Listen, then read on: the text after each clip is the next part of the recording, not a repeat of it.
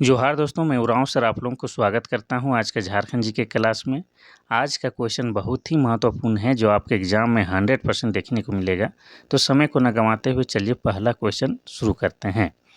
उससे पहले बता दें कि आज की जो क्लास है इसमें हम लोग झारखंड जीके का मिक्सअप क्वेश्चन देखने वाले हैं। अर्थात बहुत सारे चैप्टरों को एक ही साथ एक ही क्लास में करने वाले हैं। तो कुल मिलाकर आज का क्लास जो है आपके लिए बेहद खास है। तो डोंट वेस्ट टाइम, आप लोग क्या कीजिए कि अपना नोटबुक निकाल के बैठ जाइए। अब नोटबुक निकालने इसलिए बोलते हैं क्योंकि जो सवाल है उसका उत्तर तो बता के ही जाना है, लेकिन उसके साथ जो एक्स्ट्रा फैक्ट जुड़ा होगा उसको भी डिटेल में बताएंगे। तो उसको आप लोग क्या कीजिएगा कि अपना नोटबुक में नोट करते हुए चलिएगा। और यकीन मानिए जो आप पढ़ते हैं याद तो रहता ही होगा, लेकिन जिसको आप लिख लिख के पढ़िएगा आपके दिमाग में अधिक दिनों तक याद रहता है। देखिए पहला क्वेश्चन ही शानदार है। क्या कह रहा है कि अंतर्राष्ट्रीय आदिवासी दिवस कब मनाया जाता है। क्वेश्चन शानदार है लेकिन इसका विकल्प नीचे है तो हम लोग उसको ऊपर बढ़ा लेते हैं। तो अंतर्राष्ट्रीय आदिवासी दिवस कब मनाया जाता है। पहला ऑप्शन है 9 जुलाई, दूसरा है 9 अगस्त, तीसरा है 9 सितंबर, चौथा है 9 अक्टूबर। तो इसका सही उत्तर हो जाएगा आपका ऑप्शन नंबर बी। 9 अगस्त को अंतर्राष्ट्रीय आदिवासी दिवस मनाया जाता है, अर्थात विश्व आदिवासी दिवस मनाया जाता है। और 9 अगस्त को ही क्या मनाया जाता है, तो 9 अगस्त को ही नागासाकी दिवस मनाया जाता है। अब आपके दिमाग में आएगा कि सर ये नागासाकी है क्या। तो आपको बता दें 9 अगस्त 1945 को अमेरिका के द्वारा जापान का एक शहर, जिसका नाम क्या था, तो जापान के उस शहर का नाम नागासाकी है, वहाँ पर परमाणु बम गिराया गया था, जिसके कारण काफ़ी क्षति हुई थी, नुकसान हुआ था। उसको आज भी याद करने के लिए जो है प्रत्येक साल 9 अगस्त को नागासाकी दिवस भी मनाया जाता है। और 9 अगस्त को प्रत्येक साल जो है विश्व आदिवासी दिवस भी मनाया जाता है। ये सब के सब बात आपको याद रखना है। चलिए आगे बढ़ते हैं हम लोग क्वेश्चन नंबर 2 की ओर। क्वेश्चन नंबर 2 कहता है कि यूल रूल 1856 झारखंड के किस क्षेत्र पर लगाया गया था। पहला है कोल्हान, दूसरा है पोराहाट, तीसरा है संथाल परगना, चौथा है हजारीबाग। तो इसका सही उत्तर हो जाएगा आपका option number C. Santhal Pargana क्षेत्र में जो है यूल रूल 1856 लगाया गया था। और संथाल परगना क्या है, तो झारखंड का एक प्रमंडल है। क्या है, झारखंड का एक प्रमंडल है। और इस प्रमंडल का मुख्यालय क्या है, तो संथाल परगना प्रमंडल का मुख्यालय है आपका दुमका। इतना याद रखना है। वैसे प्रमंडल का जिक्र हुआ है तो थोड़ा और विस्तार से हम लोग जानने का प्रयास करते हैं। तो देखिए झारखंड जिस समय बना था, अर्थात 15 नवंबर 2000 ईस्वी को, जब झारखंड एक अलग राज्य के रूप में अस्तित्व में आता है, उस समय झारखंड में 4 प्रमंडल थे। बाद में एक प्रमंडल का निर्माण हुआ, कौन सा, कोल्हान प्रमंडल का। किससे अलग करके, तो दक्षिणी छोटा नागपुर प्रमंडल से अलग करके जो है कोल्हान प्रमंडल का निर्माण हुआ। तो वर्तमान में हम कह सकते हैं कि झारखंड में कितने प्रमंडल हैं, 5 प्रमंडल हैं। इन पाँचों प्रमंडल का नाम और मुख्यालय हम आप लोगों को एक बार बता देते हैं। तो पहला जो हो जाएगा आपका क्या हो जाएगा, तो पहला मान लीजिए आपका उत्तरी छोटा नागपुर प्रमंडल। तो उत्तरी छोटा नागपुर प्रमंडल का मुख्यालय हजारीबाग है। ठीक है, क्या है, हजारीबाग। दूसरा दक्षिणी छोटा नागपुर प्रमंडल, जिसका मुख्यालय रांची है। तीसरा हो जाएगा आपका पलामू प्रमंडल, जिसका मुख्यालय आपका क्या हो जाएगा, मेदिनीनगर हो जाएगा। चौथा हो जाएगा आपका संथाल परगना, जिसका मुख्यालय दुमका है। और पाँचवा हो जाएगा आपका कोल्हान, और कोल्हान का मुख्यालय क्या हो जाएगा, तो आपका चाईबासा हो जाएगा। तो इस तरह से झारखंड में वर्तमान में आपके 5 प्रमंडल हैं। ठीक है, और यूल रूल 1856 आपके संथाल परगना में लागू किए गए थे। आगे बढ़ते हैं हम लोग क्वेश्चन नंबर 3 की ओर। क्वेश्चन नंबर 3 कहता है कि झारखंड के किस जिले में गौतम बुद्ध वन्यजीव अभयारण्य है। पहला है लातेहार, दूसरा है हजारीबाग, तीसरा कोडरमा, चौथा है पलामू। तो इसका सही उत्तर हो जाएगा आपका ऑप्शन नंबर सी। कोडरमा जिला में आपका क्या है, तो गौतम बुद्ध वन्यजीव अभयारण्य है। कोडरमा की बात करेंगे तो कोडरमा जिला बना है 1994 ईस्वी में। और कोडरमा को क्या कहा जाता है, तो अभ्रक की राजधानी, भारत की अभ्रक की राजधानी कहा जाता है, क्योंकि कोडरमा में जो है बहुतायत मात्रा में अभ्रक पाया जाता है। वैसे कोडरमा के अलावा हजारीबाग में भी पाया जाता है, गिरिडीह जिला में भी अभ्रक पाया जाता है, लेकिन बहुतायत मात्रा में आपका कोडरमा जिला में अभ्रक पाया जाता है। और कैसी अभ्रक पाया जाता है, तो उच्च कोटि का अभ्रक पाया जाता है। और इस उच्च कोटि के अभ्रक को जो है क्या कहा जाता है, रूबी कहा जाता है। ये भी आपको याद रखना है। ठीक है, तो हो जाएगा आपका कोडरमा में गौतम बुद्ध वन्यजीव अभयारण्य है। चलिए आगे बढ़ते हैं हम लोग। आगे बढ़ने से पहले और एक बात याद आ गया तो बता ही देते हैं कि कोडरमा में जो है आपका क्या है, अभ्रक मूलक मिट्टी पाई जाती है। अब अभ्रक मूलक मिट्टी कैसी होती है, तो यह जो है हल्का गुलाबी होता है और हल्का चमकीला भी होता है। चलिए आगे बढ़ते हैं हम लोग क्वेश्चन नंबर 4 की ओर। क्वेश्चन नंबर 4 कहता है कि संथाली भाषा को संविधान की 8वीं अनुसूची में कब शामिल किया गया था। पहला है 2001, दूसरा है 2003, दूसरा है 2002, चौथा है 2004। तो इसका सही उत्तर हो जाएगा आपका ऑप्शन नंबर बी 2003 में। ठीक है, तो संथाली भाषा जो है इसको डिटेल में हम लोग जानेंगे। तो संथाली भाषा को 8वीं अनुसूची, भारत के संविधान का 8वीं अनुसूची में 2003 में शामिल किया गया था। और इस 8वीं अनुसूची में जो है आपका पूरे भारत से मात्र 22 भाषा शामिल है। उनमें से एक जो है आपका संथाली भाषा है, जो कि झारखंड का ट्राइबल लैंग्वेज है और हमारे लिए गर्व की बात है। अब संथाली भाषा कौन लोग बोलता है, तो संथाल जनजाति के लोग जो है संथाली भाषा बोलते हैं। और संथाल जनजाति झारखंड की जनसंख्या की दृष्टि से सबसे बड़ी जनजाति है। और संथाली भाषा को लिखने के लिए जो है आपका ओल चिकी लिपि का प्रयोग किया जाता है। और ओल चिकी लिपि का आविष्कार 1941 में जेएसएससी के अनुसार 1941 में पंडित रघुनाथ मुर्मू के द्वारा किया गया है। इतना आपको याद रखना है। तो ये हो जाएगा आपका 4 का ऑप्शन नंबर बी, यानी कि 2003 में शामिल किया गया है। आगे बढ़ते हैं हम लोग क्वेश्चन नंबर 5 की ओर। क्वेश्चन नंबर 5 कहता है कि मुख्यमंत्री ग्राम सेतु योजना की शुरुआत किस वर्ष की गई थी। पहला है 2005, दूसरा है 2004, तीसरा है 2001, चौथा है 2006। तो इसका सही उत्तर हो जाएगा आपका ऑप्शन नंबर सी 2001 में जो है मुख्यमंत्री ग्राम सेतु योजना की शुरुआत की गई है। और जैसे मैं आप लोगों को बार बार कहता हूं कि झारखंड सरकार का जो योजना है उनसे संबंधित क्वेश्चन हमेशा पूछे जाते हैं। तो जब भी योजना के बारे में बताते हैं डेट उट, तो उसको आप लोग विशेष ध्यान दीजिएगा। और इस ग्राम सेतु योजना का उद्देश्य क्या था कि गाँव को जो है मुख्य शहरों से जोड़ना। ठीक है, ये इसका मुख्य उद्देश्य था। Question number 6। क्वेश्चन नंबर 6 कहता है कि झारखंड के कुल आबादी में कितने प्रतिशत जनजातीय आबादी है। पहला है 24%, दूसरा है 25%, तीसरा है 26.2%, चौथा इनमें से कोई नहीं। तो इसका सही उत्तर हो जाएगा आपका ऑप्शन नंबर सी 26.2%। तो आपको बता दें कि जो भी आंकड़ा हम बता रहे हैं वो आपको बता रहे हैं 2011 के जनगणना के अनुसार। और उसके बाद जो है इसके बाद 2011 के बाद फिर से जनगणना झारखंड में शुरू हो चुकी है, इसी माह में शुरू हो चुकी है। अब इसके बाद जो नया से एग्ज़ाम होगा उसमें हम लोग नया वाला डाटा याद करेंगे। तो 2011 के जनगणना के अनुसार झारखंड की कुल जनसंख्या है 3,29,88,134। इसमें अगर अनुसूचित जनजातियों की जनसंख्या की बात करेंगे तो कितना है 86,45,042। ये क्या है, आदिवासियों की जनसंख्या है।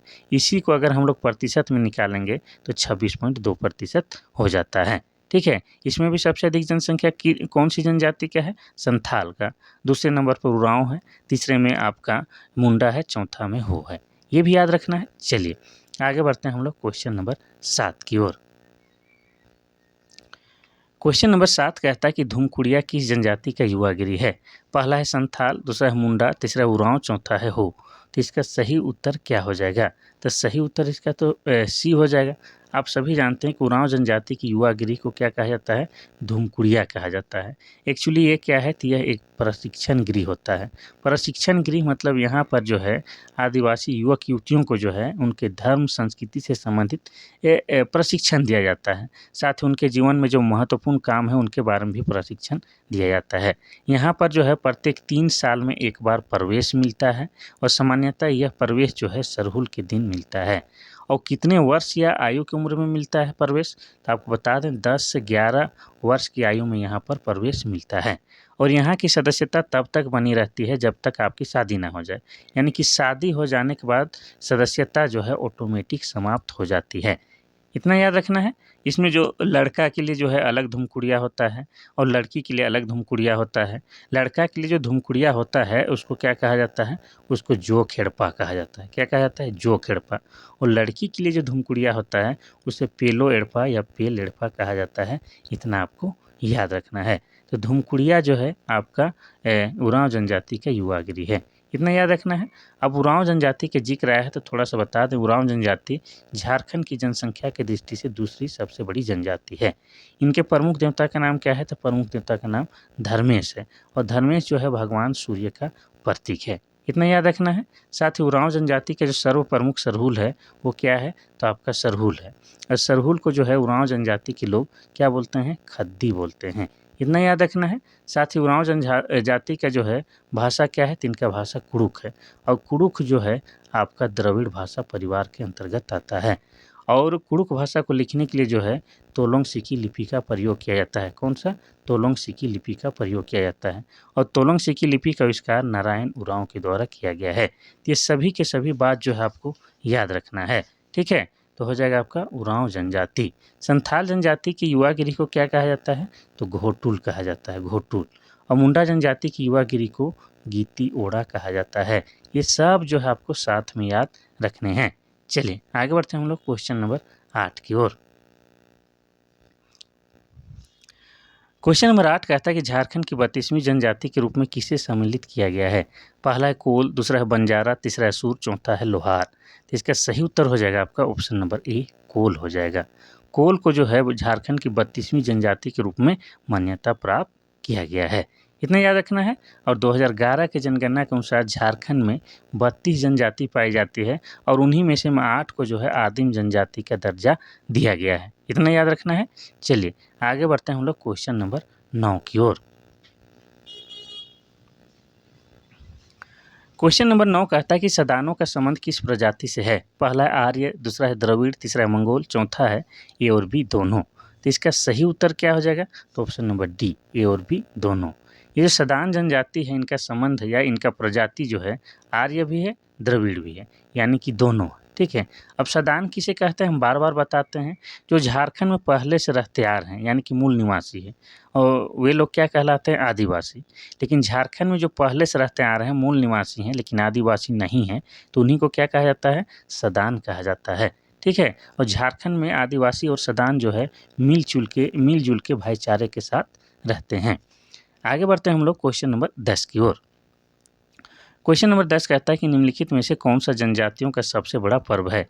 पहला है सरहुल, दूसरा है माघे, तीसरा है चंडी, चौथा है बहुरा। तो इसका सही उत्तर हो जाएगा आपका ऑप्शन नंबर ए। सरहुल जो है झारखंड के जनजातियों का सबसे बड़ा त्यौहार है और यह चैत्र माह के शुक्ल पक्ष के तृतीय को मनाया जाता है। इतना याद रखना है। इसमें जो है साल वृक्ष की पूजा की जाती है। साल, हाँ, जिसे गांव घर में सखुआ भी कहते हैं।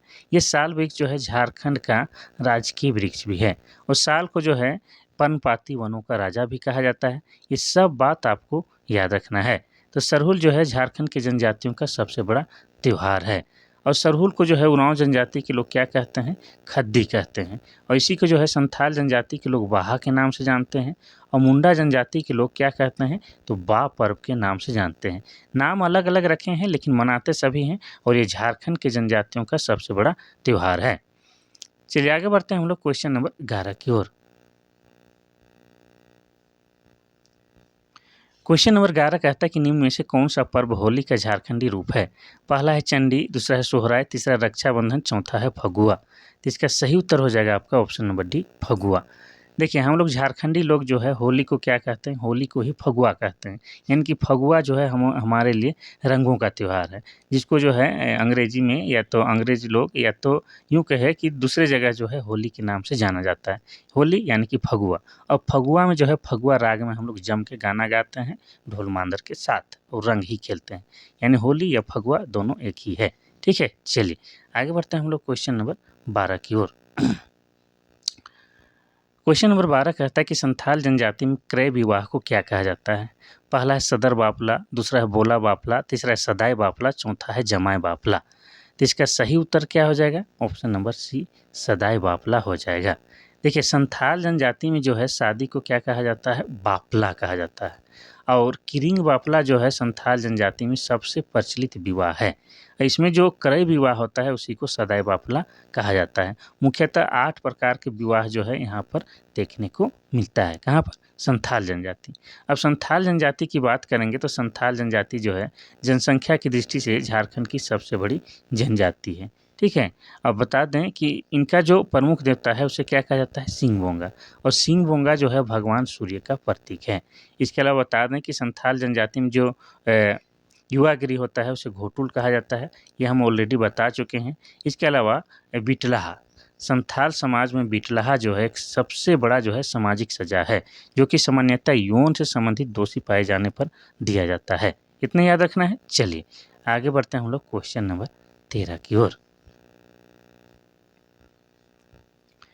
क्वेश्चन नंबर 13 कहता है कि झारखंड का सबसे प्रसिद्ध लोक नृत्य कौन सा है? पहला है नटुआ, दूसरा है छऊ, तीसरा है करम, चौथा है जदूर। तो इसका सही उत्तर हो जाएगा आपका ऑप्शन नंबर बी। छऊ जो है झारखंड का सबसे प्रसिद्ध लोक नृत्य है। ठीक है, छऊ की बात करेंगे तो ये क्या है, एक पुरुष प्रधान नृत्य है। और ये कैसा नृत्य है? तो ये आपका ओजपूल नृत्य है। इसमें जो नर्तक जो होता है क्या करता है कि मुखौटा पहन के नृत्य करता है। इतना याद रखना है। और छऊ नृत्य जो है ये झारखंड में, इसका उद्गम स्थल कहाँ माना जाता है? सरायकेला जिला। झारखंड में सरायकेला जिला को जो है छऊ नृत्य का उद्गम स्थल माना जाता है। वैसे पूरे भारत में जो है 3 प्रकार का छऊ नृत्य पाया जाता है, जैसे उड़ीसा का मयूरभंज प्रकार और पश्चिम बंगाल का पुरुलिया प्रकार और झारखंड का सरायकेला प्रकार। यानी कि छऊ नृत्य जो है पूरे झारखंड में 3 प्रकार माना जाता है। ठीक है, इतना याद रखना है। चलिए तो हो जाएगा आपका छऊ नृत्य।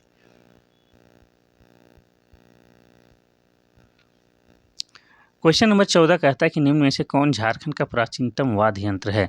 पहला है मांदर, दूसरा है ढोल, तीसरा है बांसुरी, चौथा इनमें से कोई नहीं। तो इसका सही उत्तर हो जाएगा आपका ऑप्शन नंबर ए। मांदर जो है झारखंड का सबसे प्राचीनतम वाद्य यंत्र है और सबसे मधुर वाद्य यंत्र है। झारखंड में जब भी कोई सांस्कृतिक कार्यक्रम होता है बड़े लेवल में, तो वहाँ मांदर बजना अति आवश्यक है। इसे जो है सदान या आदिवासी सभी जो है इसे काफ़ी पसंद करते हैं। और मांदर की दर्जा जो है एक पत्नी या एक गर्लफ्रेंड या एक प्रेमिका की तरह भी दिया गया है। ठीक है, अगर नागपुरी विषय आप लोग पढ़ते होंगे तो उसमें जो सुनिएगा कि मांदर किनलो आयो, जनी किनल किनल लागे, मांदर फूटी गेल, जनी छूटल छूटल लागे। यानी कि मांदर जो है रसिका के लिए प्रेमिका या पत्नी के समान है। आगे बढ़ते हैं हम लोग क्वेश्चन नंबर 15 की ओर। क्वेश्चन नंबर 15 कहता है कि मुंडा जनजाति के लोग अपने गोत्र को क्या कहते हैं? पहला है किल्ली, दूसरा है गीती ओड़ा, तीसरा है एड़ा, चौथा है बाफला। तो इसका सही उत्तर क्या हो जाएगा आपका ऑप्शन नंबर ए, किल्ली हो जाएगा। मुंडा जनजाति के लोग अपने गोत्र या टाइटल को क्या कहते हैं? तो किल्ली के नाम से जानते हैं। ठीक है, और जनजाति लोग जो है अपना विवाह जो है अपने गोत्र के भीतर नहीं करते हैं, यानी कि सेम गोत्र में विवाह नहीं होता है। मान लिया जाए कोई एक्का है तो एक्का से नहीं कर सकता है। ऐसा इसलिए क्योंकि सेम गोत्र के लोग जो है भाई बहन माने जाते हैं। हाँ, लेकिन बहिर्जात भी नहीं करेंगे, जो अपने जात में ही विवाह करना है लेकिन सेम गोत्र में नहीं करना है। इतना याद रखना है। अब मुंडा जनजाति की बात करेंगे तो जनसंख्या की दृष्टि से ये झारखंड की तीसरी बड़ी जनजाति है। अब इनकी भाषा क्या है? तो इनकी भाषा मुंडारी है। और मुंडारी भाषा जो है आपका ऑस्ट्रो एशियाटिक भाषा परिवार के अंतर्गत आता है। अब मुंडा जनजाति के जो है प्रमुख देवता उसे क्या कहते हैं? तो उसे सिंह-बोंगा के नाम से जानते हैं। और सिंह-बोंगा जो है भगवान सूर्य का प्रतीक है, ये याद रखना है। साथ ही आपको बता दें कि मुंडा जनजाति के जो युवा गिरी है उसे क्या कहा जाता है? उसे गित्ती ओढ़ा के नाम से जाना जाता है। और मुंडा जनजाति के लोग जो है सरहुल को क्या कहते हैं? तो सरहुल को ये लोग बा पर्व के नाम से जानते हैं। इतना कम से कम आपको याद रखना है। तो हो जाएगा ऑप्शन नंबर ए, किल्ली। Question number 16। क्वेश्चन नंबर 16 कहता है कि पलामू जिला का मुख्यालय कहाँ है? पहला है जमशेदपुर, दूसरा है मेदिनीनगर, तीसरा है लातेहार, चौथा है पलामू। तो इसका सही उत्तर हो जाएगा आपका ऑप्शन नंबर बी, मेदिनीनगर। ठीक है, आपको बता दें कि पलामू प्रमंडल हो या पलामू जिला है, उसका मुख्यालय मेदिनीनगर है। और मेदिनीनगर का ही पुराना नाम क्या है आपका? डाल्टनगंज। ठीक है, लेकिन मेदिनीनगर बाद में ये नाम हो गया। और किसके नाम पर मेदिनीनगर रखा गया? तो मेदिनी राय के नाम पर जो है इसका नाम मेदिनीनगर रखा गया। और मेदिनी राय जो है आपके चेरो वंशीय प्रतापी राजा थे। इतना याद रखना है। अब पलामू की बात करेंगे तो पलामू हमारा जो है जिला कब बनता है? तो 1892 ईस्वी को। और पलामू में जो है मक्का का उत्पादन सबसे अधिक होता है। इसके अलावा जौ का भी उत्पादन सबसे अधिक होता है। इसके अलावा तिलहन का भी उत्पादन पलामू में सबसे अधिक होता है। साथ ही दलहन का भी उत्पादन पलामू में सबसे अधिक होता है। इसके अलावा आपको बता दें कि ग्रेफाइट रिजर्व में भी पूरे झारखंड में सबसे अव्वल वाला जिला जो है आपका पलामू जिला है। इतना याद रखना है। चलिए आगे बढ़ते हैं हम लोग क्वेश्चन नंबर 17 की ओर। क्वेश्चन नंबर 17 कहता है कि झारखंड में विधायकों को विकास निधि के तहत प्रति वर्ष कितनी राशि उपलब्ध कराई जाती है? पहला है 2 करोड़, दूसरा है 3 करोड़, तीसरा है 5 करोड़, चौथा है 4 करोड़। तो इसका सही उत्तर हो जाएगा आपको ऑप्शन नंबर सी, 5 करोड़। प्रत्येक विधायक को जो है झारखंड में विकास निधि के तहत प्रतिवर्ष 5 करोड़ दिया जाता है, यानी कि 5 साल तक ये कार्यकाल में बने रहते हैं तो टोटल जो है 25 करोड़ इन्हें जो है अपने क्षेत्र में जो है विकास करने के लिए दिया जाता है। इसके अलावा भी बहुत सारे फंड होते हैं, लेकिन 25 करोड़ जो है साफ दिया जाता है कि लीजिए भाई, हर साल 5-5 करोड़ अपने क्षेत्र में विकास के लिए कीजिए। लेकिन आपका विधायक जो है 5 करोड़ तक भी खर्च नहीं करता है। लेकिन आपको पता होना चाहिए ये सब, ताकि आप अपने विधायक से कह सकते हैं कि देखिए आपके कार्यकाल में 25 करोड़ का भी काम नहीं हुआ है। ठीक है, तो टोटल जो है झारखंड में कितने 81 विधायक होते हैं, उनमें से सभी को जो है प्रत्येक साल जो है 5-5 करोड़ दिया जाता है विधायक विकास निधि के तहत। इतना याद रखना है। चलिए आगे बढ़ते हैं हम लोग क्वेश्चन नंबर 18 की ओर। क्वेश्चन नंबर 18 कहता है कि राज्य विधानमंडल द्वारा पारित विधेयक किसके हस्ताक्षर के पश्चात अधिनियम बनते हैं। पहला है विधानसभा अध्यक्ष, दूसरा है राज्यपाल, तीसरा है विधानसभा उपाध्यक्ष, चौथा है उपराष्ट्रपति या राष्ट्रपति। इसका सही उत्तर हो जाएगा आपका ऑप्शन नंबर बी, राज्यपाल। देखिए झारखंड में या कोई भी राज्य में विधानमंडल से जब विधेयक पारित हो जाता है तो उसमें जब राज्यपाल का हस्ताक्षर लग जाता है तो वो विधेयक क्या बन जाता है, कानून बन जाता है। ये तो आप सभी को पता है, तो हो जाएगा राज्यपाल। अब राज्यपाल का जिक्र है तो आपको बता दें कि झारखंड के प्रथम राज्यपाल का नाम क्या है, प्रभात कुमार। क्या नाम है, प्रभात कुमार। लेकिन आपको ये भी पूछ सकता है कि झारखंड के वर्तमान राज्यपाल कौन है, तो संतोष कुमार गंगवार। कौन है, संतोष कुमार गंगवार जो है झारखंड के वर्तमान राज्यपाल हैं। लेकिन और एक बात जो है आपको याद रखना होगा कि झारखंड के प्रथम महिला राज्यपाल कौन है, तो महिला राज्यपाल जो है आपके द्रौपदी मुर्मू हैं, जो कि वर्तमान में क्या है, इंडिया के प्रेसिडेंट हैं, यानी कि भारत के राष्ट्रपति हैं। इतना याद रखना है, राज्यपाल। और राज्यपाल बनने के लिए कम से कम कितनी उम्र चाहिए, तो उम्र 35 वर्ष होनी अति आवश्यक है। ठीक है, चलिए आगे बढ़ते हैं हम लोग क्वेश्चन नंबर 19 की ओर।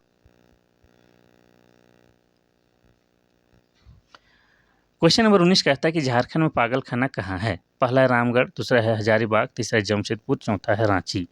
इसका सही उत्तर हो जाएगा आपका option number D, Ranchi. Jharkhand में पागल खाना की बात करेंगे तो ये रांची के कहाँ है, तो रांची के कांके शहर में स्थित है। और ये झारखंड ही नहीं, भारत ही नहीं, एशिया में फेमस है। कौन, रांची कांके का पागल खाना। इतना याद करना है। इसका निर्माण 1918 में हुआ है, लेकिन इसी का एक भाग जो है जिसका निर्माण 1925 में हुआ है। तो 1918 वाला ज़्यादा सही है, इसी को आप लोग सही मारिएगा। ये 1925 वाला के बारे में कम ही पूछता है। अब कांके की बात आया है तो कांके में आपका क्या है, तो कांके में आपका रॉक गार्डन है। कांके में आपका जो है कृषि विश्वविद्यालय है। क्या है, कृषि विश्वविद्यालय है, ये भी आपको याद रखना है। अब रांची की बात आया है तो रांची के बारे में थोड़ा सा आपको बता दें तो वर्तमान में रांची जो है झारखंड की क्या है, झारखंड की राजधानी है। और रांची हमारा जिला बना है 1899 ईस्वी में। और रांची को जो है क्या कहा जाता है, तो शहीदों का नगर कहा जाता है। साथ ही से झरनों का शहर यानी कि सिटी ऑफ वाटरफॉल्स भी कहा जाता है। और रांची का मौसम जो है पहले से भी क्या है, बेहद ही खुशनुमा रहता है, जिसके कारण रांची को क्या कहा जाता है, तो रांची को झारखंड का शिमला भी कहा जाता है। ये सब की सब बात आपको याद रखने हैं। आगे बढ़ते हैं हम लोग क्वेश्चन नंबर 20 की ओर। क्वेश्चन नंबर 20 कहता है कि झारखंड के किस शहर को शहीदों का नगर कहा जाता है। पहला है रांची, दूसरा है गुमला, तीसरा है सिमडेगा, चौथा है खूंटी। तो इसका तो उत्तर हम अभी ही बता चुके हैं। इसका सही उत्तर ऑप्शन नंबर ए, रांची जिला को जो है शहीदों का नगर कहा जाता है। ऐसा इसलिए कहा जाता है क्योंकि रांची जिला से जो है बहुत सारे वीर जो है अपने देश के लिए शहीद हुए हैं या अपने प्राणों की आहुति दी है। तो हो जाएगा रांची, रांची मेरी जान। आगे बढ़ते हैं हम लोग क्वेश्चन नंबर 21 की ओर। क्वेश्चन नंबर 21 कहता है कि बिरहोर जनजाति की संख्या झारखंड के किस जिले में सर्वाधिक है। पहला है रांची, दूसरा है हजारीबाग, तीसरा है धनबाद, चौथा है बोकारो। तो इसका सही उत्तर हो जाएगा आपका ऑप्शन नंबर बी, हजारीबाग जिला में जो है बिरहोर जनजाति की संख्या सबसे अधिक मिलती है। पहली बात आपको बता दें कि 2011 की जनगणना के अनुसार झारखंड में 32 जनजाति पाई जाती है। उन्हीं में से 8 जो है आपके आदिम जनजाति है। और इस 8 आदिम जनजाति में से ही आपका एक है क्या, बिरहोर जनजाति।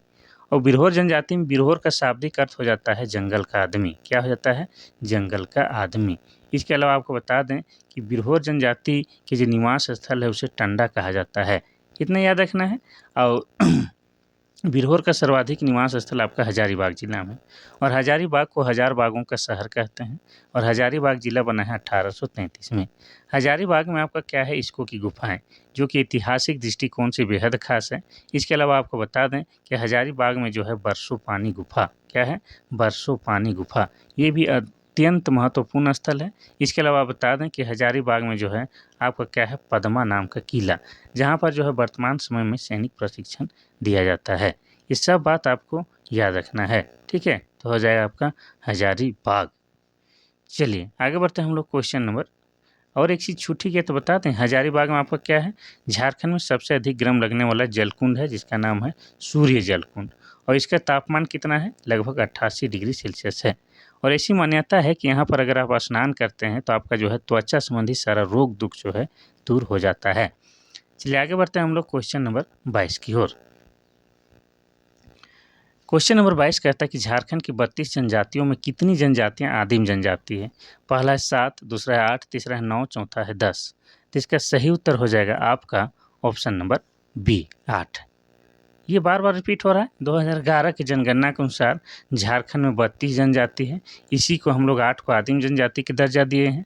इस 8 आदिम जनजाति में से में आपका कौन कौन है, एक है असुर है, दूसरा कौन है, दूसरा है आपका बिरजिया है, ब्रिजिया है, तीसरा कौन है, सौरिया पहाड़िया है, माल पहाड़िया है, कोरवा है। ये सब जो है कुल मिला के कितने हैं, 8 हैं, ठीक है। चलिए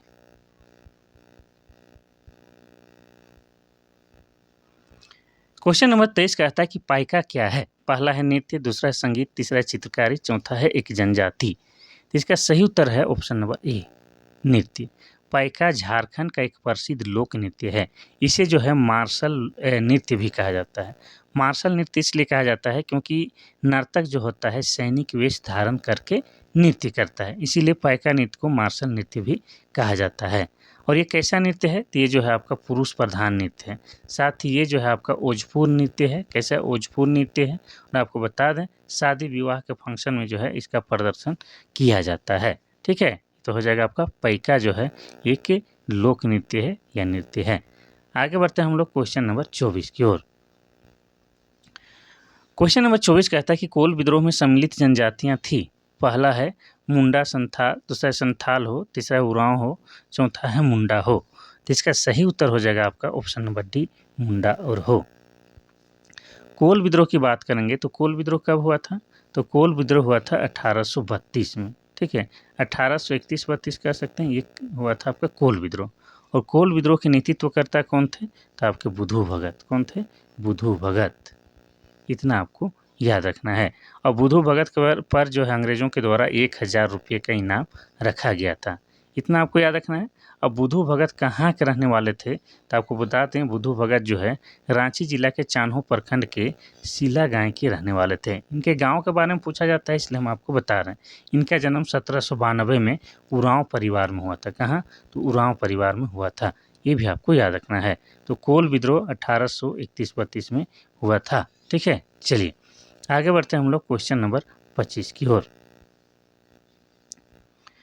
क्वेश्चन नंबर 25 कहता है कि झारखंड में 5वीं विधानसभा चुनाव कब संपन्न हुआ था।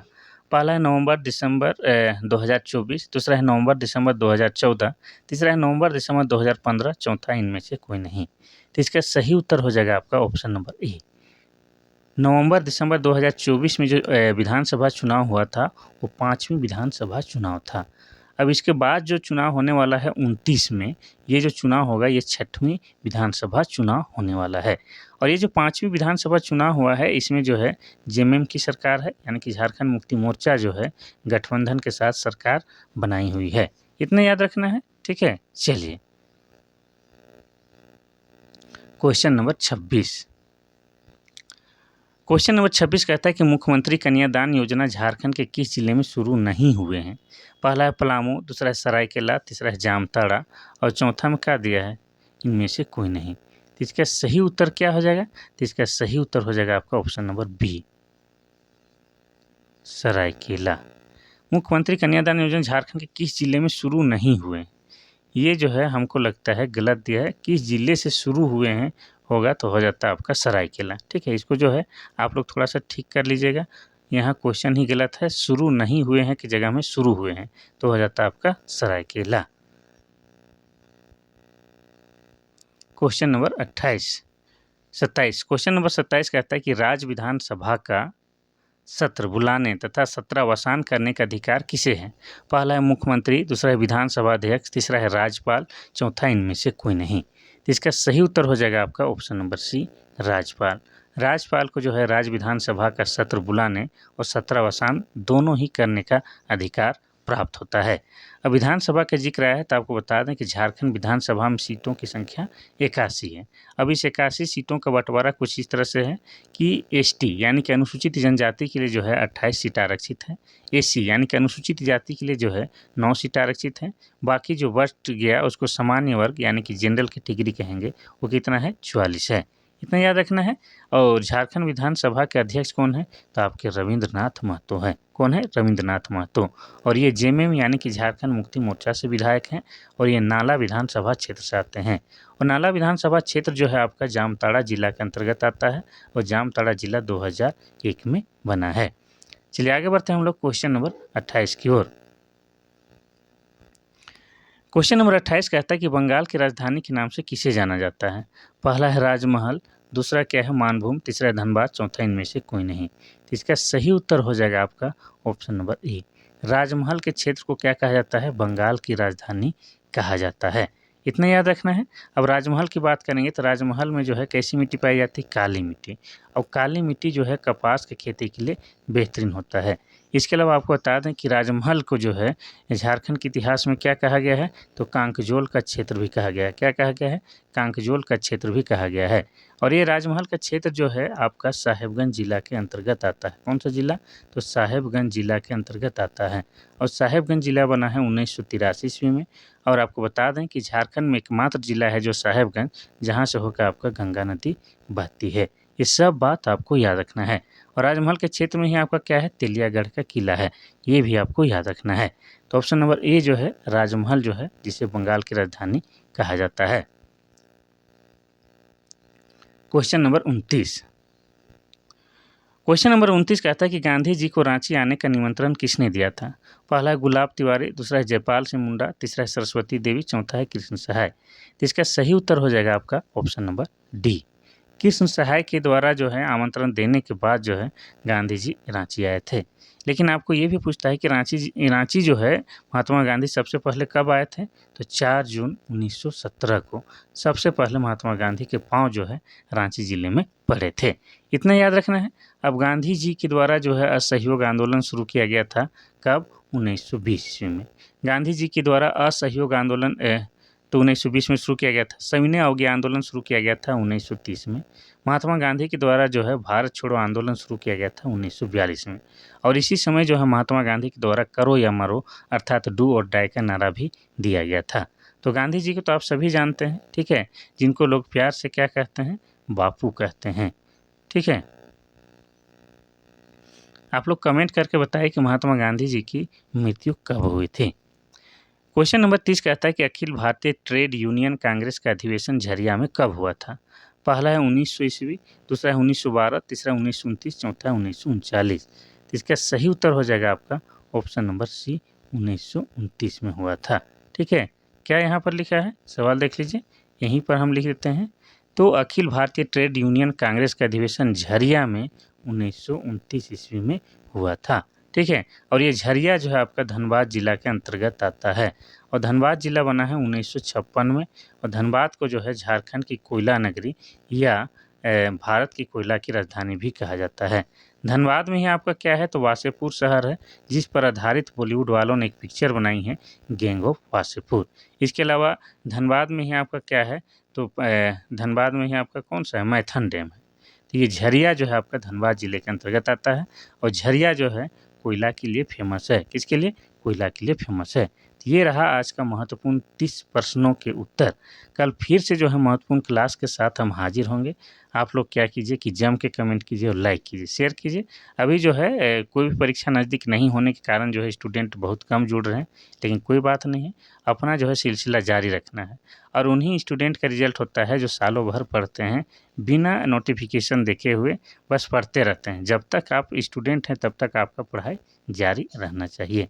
तो आज के लिए बस इतना सा ही, कल फिर मिलते हैं, तब तक के लिए थैंक यू, धन्यवाद।